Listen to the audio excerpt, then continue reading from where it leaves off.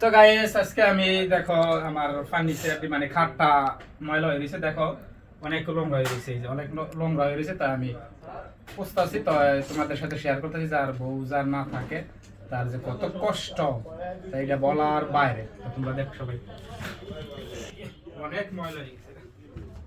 পুষতে অনেক পরিশ্রম, যদি নিজে না করতাম তাহলে বুঝতে পারতাম না। তো আমি আমার ওয়াইফকে অনেক ধন্যবাদ জানাই, কারণ হ্যাঁ অনেক পরিষ্কার করে রাখতো, খুব ধন্যবাদ জানাই। অনেক ময়লা হয়ে গেছে, অনেক অনেক।